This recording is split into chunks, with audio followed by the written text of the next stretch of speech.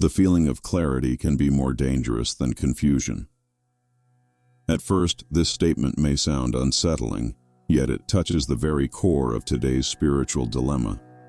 We live in an age where millions have instant access to spiritual teachings, scientific concepts, ancient practices, Eastern philosophies, modern psychology, and contemporary interpretations of sacred texts. Never before has so much understanding been available, and still, something feels off. Anxiety rises, inner fragmentation grows, and the sense of being spiritually lost has become common, even among those who consider themselves awakened. This leads to an uncomfortable but necessary question. What if part of modern spirituality is not liberating people, but confusing them? Before we go further, allow yourself a conscious gesture. Subscribe to this channel, not as a habit, but as a commitment to content that seeks to integrate clarity, science, and spirituality with responsibility. By doing so, you help this space reach other minds that are also ready for a deeper, less superficial understanding of reality. What we explore here is not an attack on spirituality, nor a denial of the sacred, quite the opposite. It is a call to spiritual maturity, an invitation to distinguish between knowledge that expands awareness and information that merely stimulates it, between true clarity and what looks like light, but neither warms nor guides. Historically, it is verifiable that every era of transformation produces an overflow of interpretations.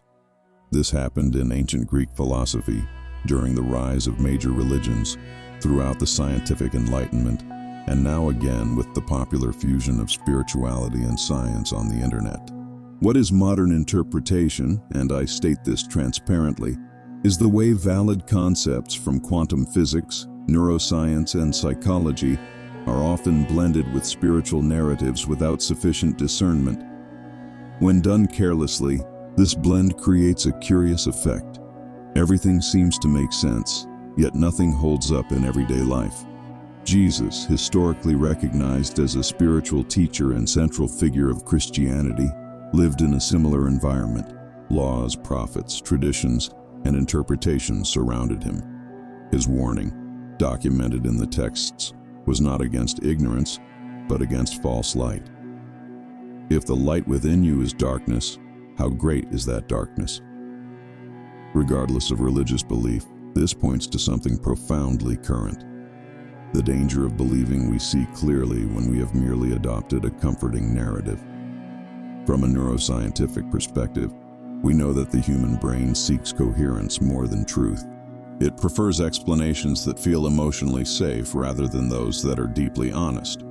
This is verifiable data.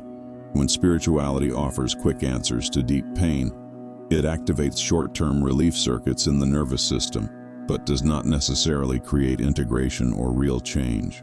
The person feels enlightened, yet continues repeating the same patterns, reactions, and conflicts. Later on, we will explore how this false clarity takes root, why it is so seductive, and how to discern it without falling into cold skepticism or naive belief. We will also address the legitimate role of science in this dialogue, clearly distinguishing evidence-based knowledge from symbolic or modern spiritual interpretation. For now, hold on to this.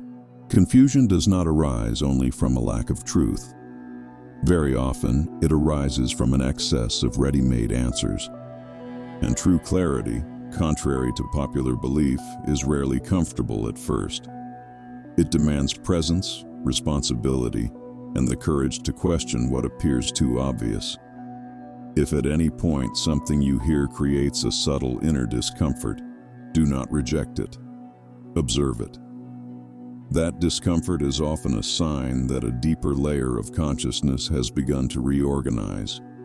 Modern spiritual confusion does not arise because people stopped seeking meaning. It arises because they began seeking meaning everywhere at once, without an inner axis to organize the experience. Curiosity itself is healthy. The problem is the lack of integration. Spiritual information, when not digested, behaves like noise, and constant noise does not expand consciousness. it fragments it. From a psychological standpoint, this is relatively simple to understand. The human brain operates through maps of reality. Every new concept tries to fit into an existing map. When ideas are compatible, the map expands. When they are contradictory, the system enters conflict. The subjective result of this conflict is confusion, mental fatigue, and often a vague sense that something is wrong, even without knowing exactly what. Contemporary spirituality often encourages the simultaneous absorption of incompatible ideas. In a single day, a person may hear that everything is an illusion, that your emotions create reality, that you are not the body, that you must heal the inner child, and that none of this matters because everything is already perfect. Each statement can hold value within a specific context. Outside of it, they become slogans. And slogans do not transform inner structures. They only create brief sensations of understanding. It is scientifically verifiable that the brain releases dopamine when it believes it has understood something important. This mechanism is the same one activated when solving a problem or receiving a clear answer. Poorly structured spirituality exploits the system by offering quick explanations for deep questions. The relief is real. The transformation is not guaranteed. Later on, we will explore how this creates spiritual dependency, the constant search for the next revelation, the next video, the next concept that will finally make everything make sense. For now, observe something simple. The more a person consumes spiritual content without consistent application, the more they feel they know, and the less they feel they live what they know. Jesus, again, serves as a useful historical reference. Regardless of personal belief, records show that he spoke little compared to modern standards. His messages were simple, repeated, and deeply practical. Love, forgive, observe intention, align words with actions. This is not a lack of depth, it is coherence. True depth does not arise from excessive complexity, but from the ability to embody a truth in daily life. In physics, there is an interesting principle. Systems with too much information and too little structure enter a state of entropy. Entropy is disorder. Without an organizing axis, energy disperses. This is observable in physical systems and, symbolically, applies well to the human mind. Spirituality without an axis does not raise frequency. It disperses psychic energy. You may have noticed this in yourself or in others. Much talk about consciousness, but difficulty sustaining presence. Many words about love, yet constant emotional reactivity. Many theories about detachment, yet intense fear of losing control. This is not hypocrisy. It is unintegrated confusion. Pause internally for a moment, not to judge, but to observe. Ask yourself silently, of everything I have learned in recent years, what has truly changed how I live, act, and relate? When something is true, a few insights are usually enough. Excess is often a sign that something has not yet been assimilated. If this reflection resonates, leave a sign in the comments, not as obligation, but as anchoring. When you write an insight, it stops being purely mental and begins structuring itself in action. This also helps this content reach others who are ready for a more grounded and integrative perspective. There is a subtle and rarely addressed point in modern spirituality. Confusion is not only cognitive, it is also identity-based. Many people no longer know whether they are living an authentic spiritual experience or merely performing a learned spiritual role. This happens when elevated concepts are absorbed by the mind but never pass through the body, personal history, or unresolved emotions. Psychology refers to this as functional dissociation. It is not pathology, it is adaptation. A person learns to speak about unconditional love while maintaining unresolved inner conflicts. They say, everything happens for a reason. yet use this phrase to avoid feeling grief, anger, or frustration. From a scientific standpoint, this is observable. Repressed emotions do not disappear. They reorganize within the nervous system and return as diffuse anxiety, chronic irritability, or a persistent sense of emptiness. We must be clear and responsible here. There is nothing wrong with using spiritual symbols to create meaning. The issue arises when the symbol replaces lived experience, when spiritual language becomes a protective layer that prevents contact with one's own humanity. This is not transcendence, it is sophisticated avoidance. Later on, we will speak directly about what is now called spiritual bypassing, a modern term describing this very phenomenon, using spiritual ideas to skip essential stages of psychological maturation. Jesus, once again, offers an interesting contrast. Historical accounts show that he never denied human pain. He did not tell people to simply raise their frequency. He asked, listened, touched, and approached concrete suffering. This is textual evidence, not symbolic interpretation. From a neurobiological perspective, authentic spiritual experiences tend to increase integration between different brain regions, particularly those related to emotional regulation and empathy. This is measurable in studies involving experienced meditators. Dissociative states, even when described as expansion, often reduce this integration. The person feels elevated, yet less present. This may explain why so many people report being spiritually awakened while feeling emotionally exhausted. They can speak about consciousness, yet struggle to maintain healthy boundaries. They defend unity, yet live in chaotic relationships. This does not invalidate the spiritual search. It simply reveals something incomplete along the way. Observe this with radical honesty. True spirituality tends to simplify, not complicate. It does not create more elaborate personas. It dissolves masks. When spiritual knowledge generates moral superiority, rigidity, or emotional isolation, it has already drifted from its original function. At some point, every genuine search requires a return to the essential, not an innocent or naive essential, but a lived one. Truth that cannot be applied in daily life is not integrated truth. It is merely an interesting idea, and interesting ideas alone do not liberate. There is an even subtler, and perhaps more dangerous aspect of modern spiritual confusion: the silent substitution of truth with the feeling of truth. Many people are not seeking what is true, but what feels true enough to sustain a comfortable spiritual identity. This is not a moral failure. It is a human mechanism. The problem begins when this substitution goes unnoticed. From a scientific perspective, we know that the brain does not validate truth through absolute criteria. It validates internal coherence and emotional reward. When a spiritual explanation reduces anxiety, gives immediate meaning to suffering, or offers a sense of belonging, the nervous system responds positively. The body relaxes, the mind calms. The person interprets this as truth. But relief is not synonymous with truth. It is merely a temporary physiological state. This is a crucial point. In older spiritual traditions, clarity often came with responsibility and discomfort. Today, much of popular spirituality offers only symbolic comfort.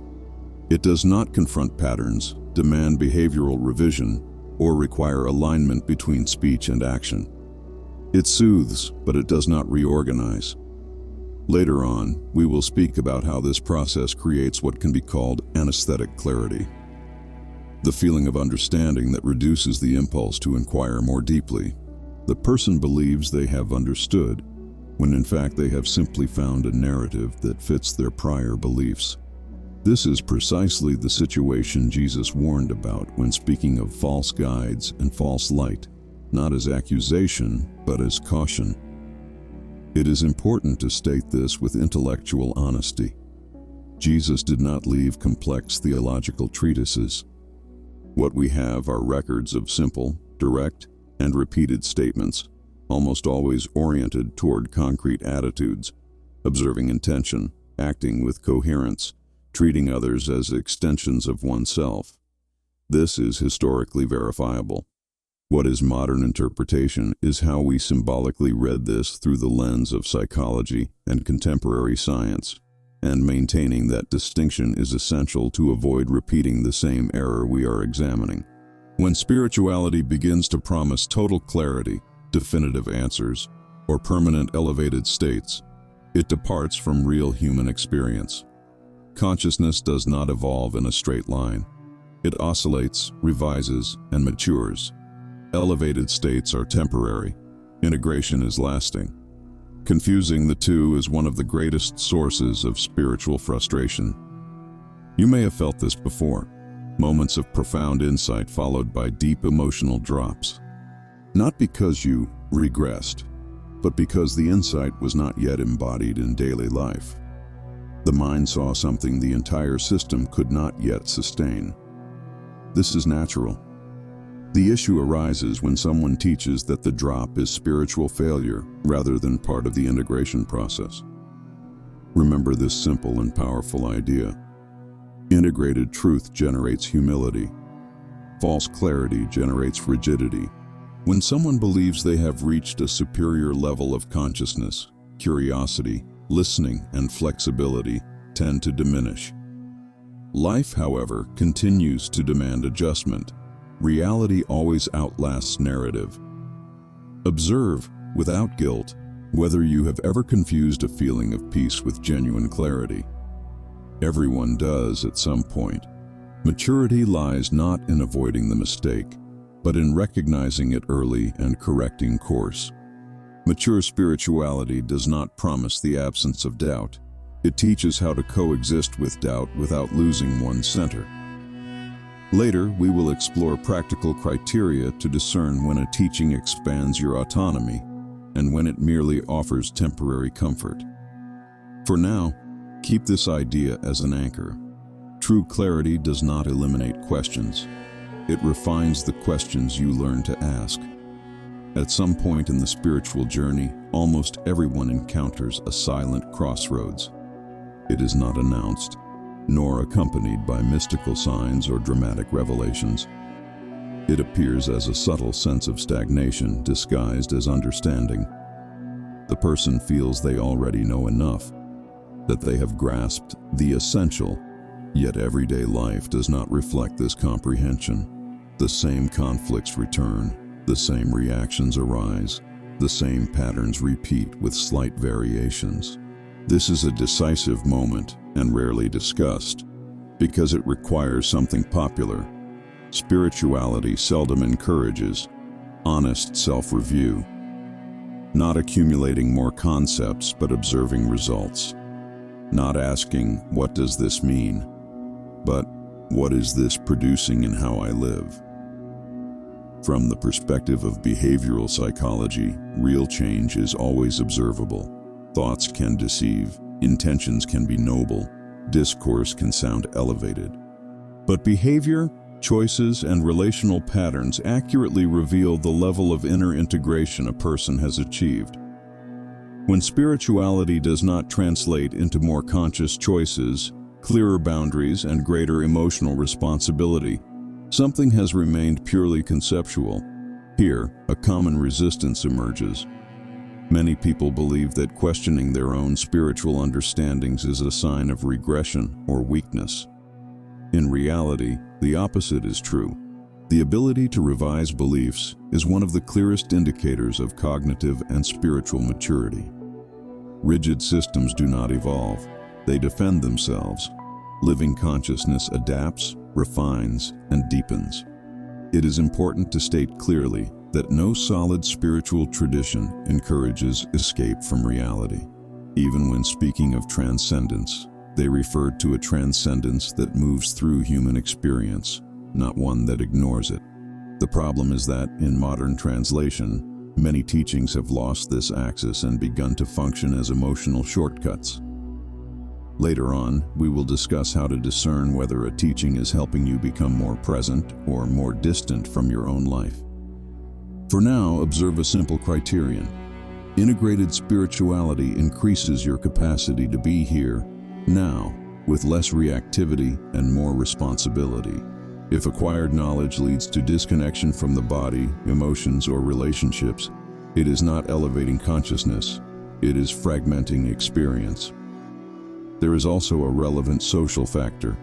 Spiritual communities, like any human group, reinforce internal narratives. When a certain language becomes dominant, questioning it can generate symbolic exclusion.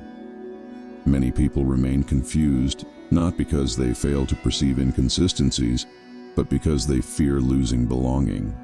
This is deeply human, and that is precisely why discernment must be internal, not outsourced. Jesus again offers an interesting historical contrast. His most intense conflicts were not with those considered ignorant, but with rigid religious systems convinced of their own clarity. This observation is not theological, it is textual. The central critique was not against faith, but against the lack of coherence between speech and life. This pattern repeats in every era. Perhaps the deepest invitation at this point is simple, though demanding. Less concern with appearing conscious, and more commitment to being coherent. Less accumulation of explanations, and more silent observation of lived experience. Transformative truth does not need constant defense. It reveals itself in the way one lives. If, as you listen, you feel a mixture of recognition and discomfort, stay with it for a few moments. This combination often indicates that something true has touched a layer not yet fully integrated. It is not an error, it is a process. There comes a moment when the spiritual search must change its question. Instead of, "What else do I need to learn?" it becomes, "What do I need to unlearn?" This shift is subtle, yet decisive. Much of today's confusion arises not from a lack of teachings, but from the accumulation of interpretative layers placed over direct experience. Consciousness becomes overly mediated. Everything is filtered through concepts before it is lived. In cognitive science, there is a concept known as cognitive load. It describes the limit the mental system has to process information functionally. When this limit is exceeded, decision quality drops, clarity diminishes, and behavior becomes erratic. This is measurable. Something similar happens spiritually when a person tries to hold multiple, incompatible reality maps at the same time. The result is not expansion, it is saturation. Here, intellectual honesty is essential. Quantum physics, for example, is often used symbolically to speak about consciousness, intention, and possibility. Scientifically, it describes subatomic behavior under very specific conditions. What is verifiable are its mathematical models and experimental predictions. What is modern interpretation is the analogy drawn between these phenomena and subjective human experience. Such analogy can be inspiring and useful, as long as it is not presented as literal proof. When this distinction is lost, spirituality gains the appearance of science, but loses rigor and clarity. The same applies to neuroscience. We know, based on serious studies, that practices such as meditation, mindfulness, and emotional regulation alter neural patterns. This is verifiable.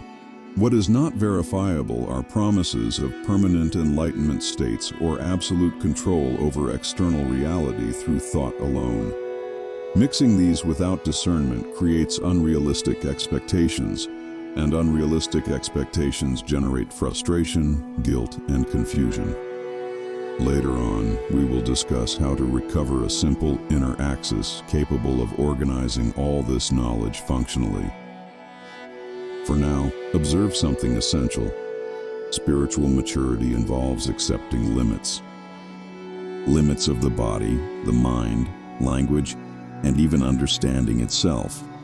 Paradoxically, it is when one accepts not knowing everything that perception becomes more refined. False clarity tries to eliminate mystery. True clarity learns to coexist with it.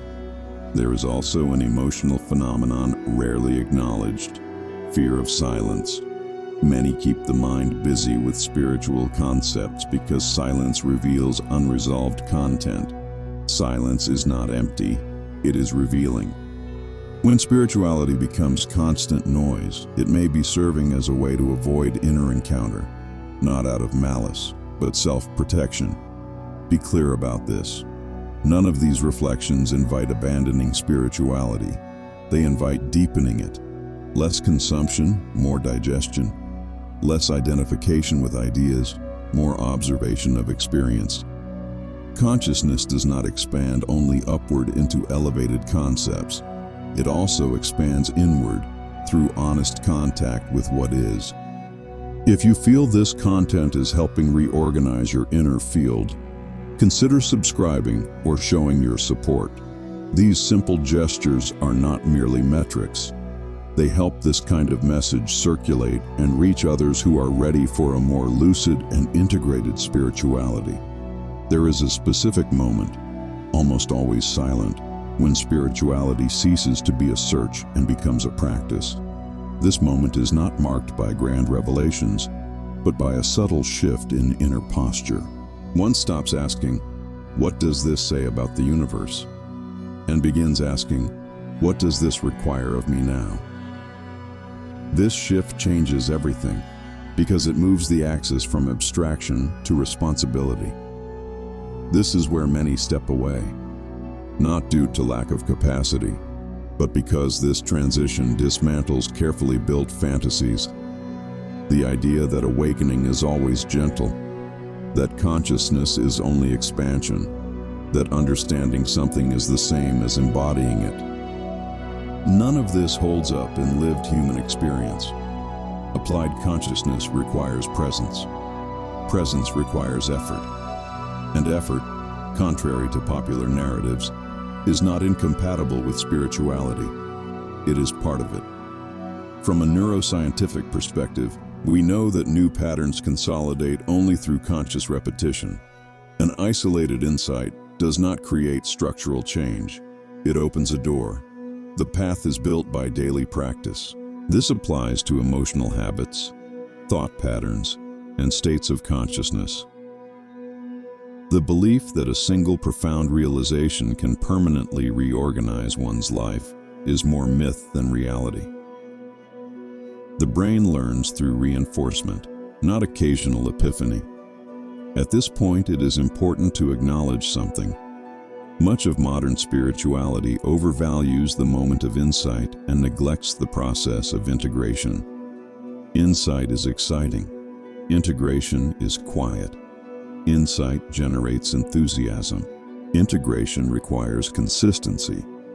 It is not hard to see why one receives more attention than the other. Later, we will discuss practical criteria to discern whether you are truly integrating or merely accumulating understandings. For now, observe this simple sign. Integrated spirituality tends to make a person more stable, not more unstable. Simpler, not more confused. More responsible, not more dependent on external stimulation to feel aligned. It is within this context that I want to introduce something important, not as a mystical technique, but as a psychological and symbolic anchoring tool. The affirmations you leave recorded here, whether in the comments or in your personal notebook, are more than words. They are vibrational codes. When you write, read, and repeat them consciously, you create an energetic circuit that reprograms the mind and anchors this new timeline within your field. From a scientific perspective, conscious writing activates multiple brain areas related to memory, identity, and self-regulation. From a symbolic and spiritual perspective, the act of writing functions as an intention seal. That is why, when I invite you to comment, it is not merely for engagement, it is to nourish the collective flow of consciousness. It is an anchoring exercise. Daily repetition transforms vibration into identity. What you repeat with presence ceases to be just an idea and begins to function as an inner axis. So, if you wish to seal this understanding now, write, here, or for yourself. I consciously choose the frequency that creates my world. Repeat this phrase over the coming days, aloud or silently. Allow it to become the soundtrack of your vibrational field. Because each time you pronounce it, the universe, or in more scientific language, your perceptual and decision-making systems, reorganize themselves around this new coherence. And gradually, everything that does not resonate with it begins to dissolve naturally, without forced effort. This point is crucial. Real transformation does not occur through inner warfare, but through progressive alignment. When clarity is genuine, it does not need rigid defense. It sustains itself because it begins to produce observable effects in life. You may begin to notice that many spiritual searches fail not due to lack of truth, but due to lack of grounding. Elevated ideas without daily practice become sophisticated noise. Integrated truth reveals itself in simple choices: how you respond, how you listen, how you position yourself, how you respect your own limits. There is a simple and rarely taught criterion to evaluate whether a spiritual path is truly expanding consciousness or merely refining confusion. Observe the level of autonomy it produces. Authentic paths make individuals more capable of discerning for themselves. Confusing paths create constant dependence on external explanations, ongoing validation, and new interpretations to maintain a sense of direction. This is a delicate point because many modern spiritual frameworks function as closed systems of meaning. They offer explanations for everything: suffering, success, failure, relationships, even death. At first glance, this feels comforting, but systems that explain everything tend to weaken the inner capacity to question. Life is filtered through a single interpretative lens, and when that lens fails, the collapse is significant. From a psychological perspective, this resembles what we call the outsourcing of meaning. Instead of developing a direct relationship with experience, the individual learns to immediately interpret it through a pre-existing model. Nothing is simply lived. Everything is explained. This creates a subtle distance between the person and life itself. Consciousness becomes overly theoretical, and presence diminishes. Later on, we will explore how to recover direct contact with experience without falling into emptiness or nihilism. For now, observe something essential. Mature spirituality does not eliminate life's ambiguity. It teaches how to remain lucid within it. When a teaching promises definitive answers to all human dilemmas, it is selling psychological safety, not integrated truth. Jesus once again offers an interesting contrast when examined through this lens. He rarely provided closed answers. Often he responded with questions, parables, or silence. This was not a lack of clarity. It was a pedagogy of autonomy. He did not seek followers dependent on his constant presence, but individuals capable of discernment. This pattern is observable in the texts, regardless of religious interpretation. There is also an important distinction between guidance and dependence. Guidance strengthens, dependence weakens. When someone feels the need to constantly consume spiritual content to feel aligned, calm, or high vibration, it indicates that the inner axis is still externalized.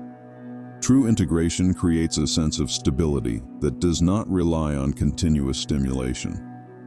You may have experienced periods when you stepped away from books, videos, or formal practices and still maintained inner coherence. Such periods often signal maturation. Silence begins to speak louder than concepts. Direct experience takes precedence over interpretation. It is important to dissolve a common misconception. Silence is not the absence of spirituality. Often it is its most refined expression.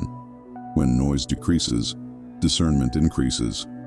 When the mind is no longer occupied with explaining everything, it becomes more sensitive to what truly matters. As clarity begins to stabilize, something curious happens. Spirituality stops being a separate territory from everyday life. It is no longer confined to moments of practice, reading, or reflection. It begins to manifest in small, almost invisible choices: how you respond to provocation, how you listen without rehearsing an answer, how you sustain a boundary without guilt. These are reliable signs of integration. This is essential because it dismantles a common expectation that expanded consciousness appears as constant elevated states. In reality, it appears as increasing coherence. Coherence between what you understand, what you feel, and what you do. From a psychological perspective, coherence reduces inner conflict. From a spiritual perspective, coherence reduces energetic fragmentation. Different languages pointing to the same phenomenon. Here, an honest clarification about the modern use of frequency is needed. Scientifically, frequency is an objective measure of oscillation. When used spiritually, it functions symbolically to describe emotional, mental, and behavioral patterns. This does not invalidate the concept, as long as metaphor is not confused with literal measurement. It serves as a map, not the territory. When used responsibly, it helps reveal how certain inner states repeat and organize experience around them. In this sense, raising frequency does not mean avoiding difficult emotions, but learning to move through them without getting lost. Emotions are not obstacles to consciousness. They are data, information from the system. Spiritual maturity does not eliminate fear, sadness, or anger. It reduces the duration of identification with them. One feels, recognizes, learns, and moves on. That is integration. This may explain why many ancient teachings emphasized inner vigilance rather than the pursuit of extraordinary experiences. Vigilance here does not mean rigid control, but continuous attention. Attention to what moves within, what repeats, what requires adjustment. This kind of attention is not exciting, but it is deeply transformative. Later on, we will synthesize all of this in practical terms, so it does not remain mere reflection. For now, notice how spiritual confusion begins to dissolve when one abandons the rush for answers and develops intimacy with direct experience. Clarity does not arrive as a finished package. It is built as progressive alignment. There is also an external sign of this maturation, a reduced need to convince others. When understanding is real, it does not need to be imposed. It expresses itself naturally. One speaks less about spirituality and embodies more of it. This is not withdrawal, it is consolidation. There is an understanding that only reveals itself at the end of an honest journey. The highest timeline is not something you reach by accumulating more information, but something you inhabit when consciousness becomes coherent. Everything we explored here points in the same direction. Modern spiritual confusion does not arise from a lack of seeking, but from a lack of inner axis. And that axis was never external. It has always been within. When science and spirituality dialogue responsibly, something settles. Science helps us understand limits, processes, mechanisms, and realistic rhythms of change. Spirituality offers meaning, direction, and symbolic depth. Problems arise when one tries to replace the other. Maturity emerges when they complement each other. At that point, consciousness stops oscillating between skepticism and naive belief and begins to operate through discernment. Perhaps it is now clearer why Jesus warned about false clarity. Not because it is malicious, but because it interrupts the natural movement of maturation. When someone believes they already see fully, they stop observing. When they believe they already know, they stop listening. True clarity, on the contrary, keeps perception alive, curious, and responsible. If something from this message stayed with you, do not rush to turn it into explanation. Allow it to translate into practice. Observe your reactions over the coming days. Notice where there is more presence, more inner silence, less need to prove something to others. These are concrete signs of integration. Reinforce the mantras that genuinely resonate with you. Return to the one offered here whenever you notice dispersion or mental noise. Conscious repetition is not empty conditioning. It is progressive alignment. Consciousness learns through sustained contact with what is true for it. If this message resonated with you, share it. Help expand this field of consciousness, because each person who awakens illuminates hundreds of others. Leave your comment, your vibration, your testimony, not merely for engagement, but because your energy is part of this collective construction. And remember, the highest timeline is not a place in the future. It is a state of being available here and now. May you walk in peace, clarity, and love until the next awakening.